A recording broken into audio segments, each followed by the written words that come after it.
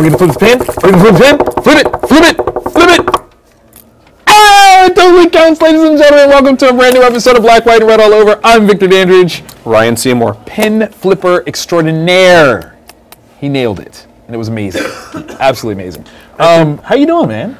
Pretty good. This week was amazing. Yeah. Some interesting spreads. I mean, it's a holiday. Yeah. You know, so I was expecting things to be light, but no, they didn't take the week off. Yeah. No, good offerings from both Marvel and DC, and Image definitely showed up. So, yeah. Where do you want to start? Because we got two that are the same. Yes, and we defer. Let's start with the defer one. Okay. I'll go first. Please do. Image. Yes. Jonathan Lehman's Chew. Okay. We're counting down to the end here, aren't we? Yeah. Oh no, you're making faces. Are we almost there? I'm not going to ruin anything for you, but this issue is thick. It's double-sized. There are characters and concepts and things. Yeah. I'm sorry. This is thick and double-sized when you're talking about Chew. Yeah. You just, okay, I'm sorry. I'm back. Professionary. Everything that you fell in love with Chew for is there.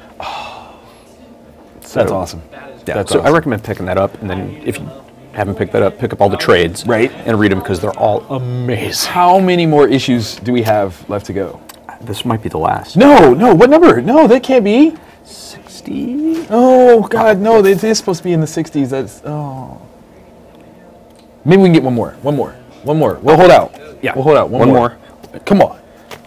One more. Like we're working that deal out for Vision number 13. Right. So are you on board, John? Come on. Let's do this. Come on, Rob. Tony Chew Part 2. There you go, the sequel. Sequel. Yeah. Squeakle.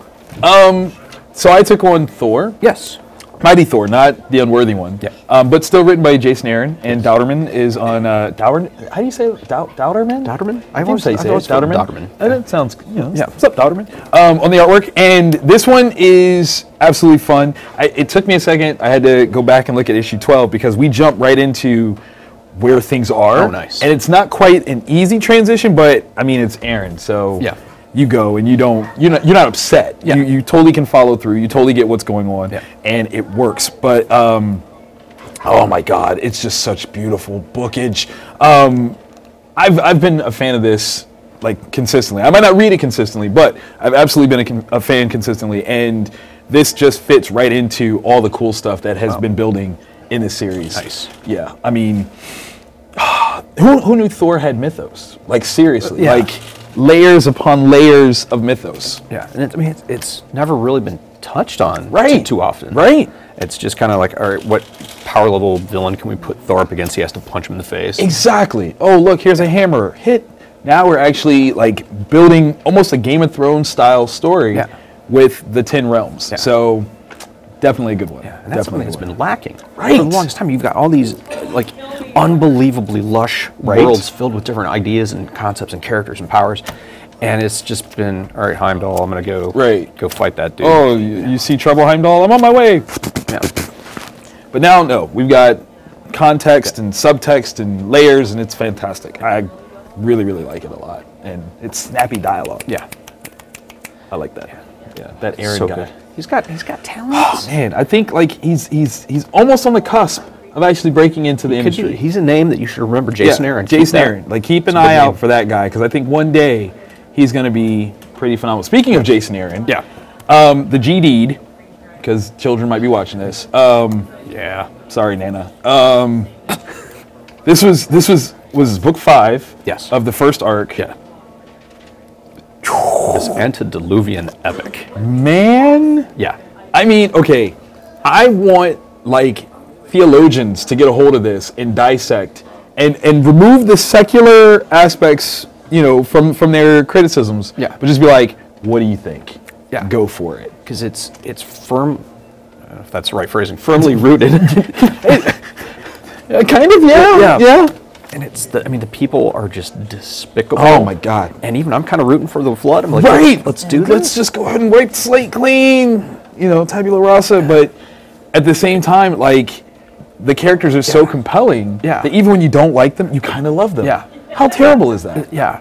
It's because you see what's happening as this story arc ends up. Right. It's a tale of redemption where with a character at the beginning of the journey what he's going to eventually find a way to do what he wants to do. Right.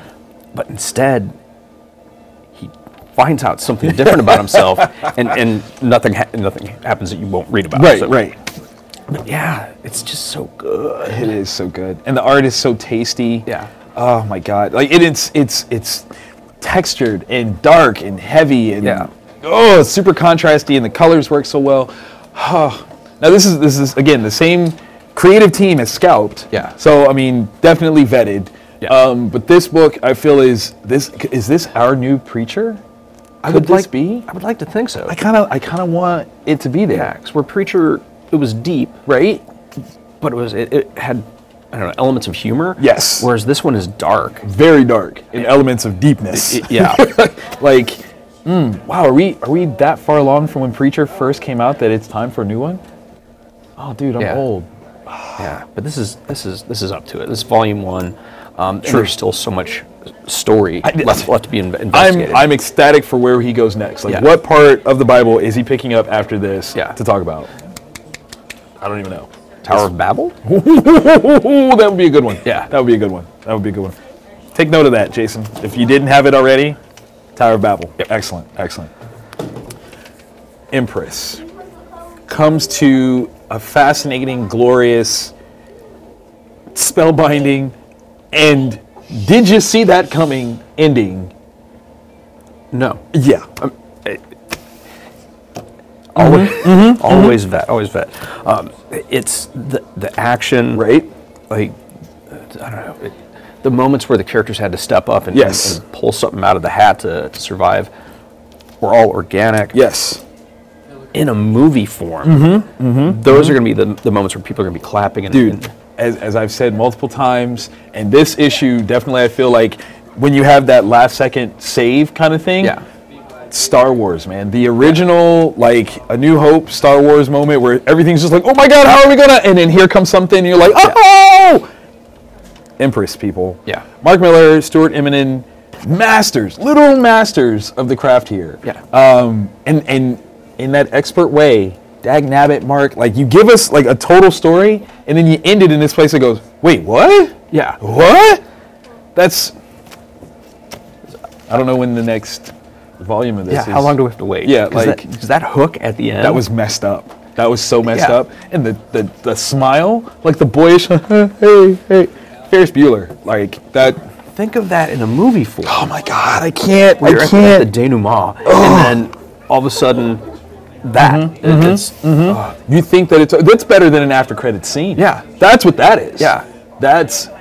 And everybody, and then boom, to be continued. Yeah, you know, Empress will return in 2019. I don't know. Like, give us something, because I mean, we know that this has already been optioned. Yes.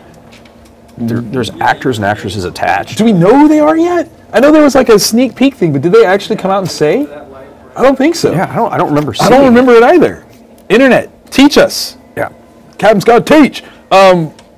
But I can't wait. Oh my God, it's ridiculous. I cannot wait. Mark should, when the movie gets made, right? Mark should charge them for storyboarding. Yes, like him and Eminem, because they already did that. Yeah, like here, just go. There's your movie. Hey, can Mark, when the movie comes out, can we get like a signed copy of the script, please? You know, you, Stuart, the cast. Not gonna sell it. Would never do that. I just want to smell it. Is that weird? Can I say that? Yeah. I mean, that's normal. That's totally normal. Okay. There's nothing abnormal about wanting to smell that. And now it's time for some honorable mentions. You seem to go lax with only one book, but I know you read like 11 other titles. Yes. Why did this one get the top spot here? Like, talk to me. It was a multimedia experience almost. Oh. Right. Scott Snyder's doing the writing. Okay. Jeff Lemire's doing the art. Okay. It's almost a magazine size. Right.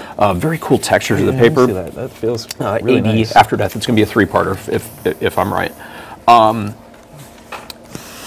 I smell things. It's what I do. Don't judge me. It's really cool. Oh, wow, this is and nice. It's something that I think people who normally don't read comics would get into, because it's this real interesting mix of straight up prose, and then like prose, and then I mean, there are some pros here. You know what I'm saying? You guys are definitely pros. Yeah. But then it's interwoven through these vignettes. Okay. That are done in your more traditional comic style. Okay.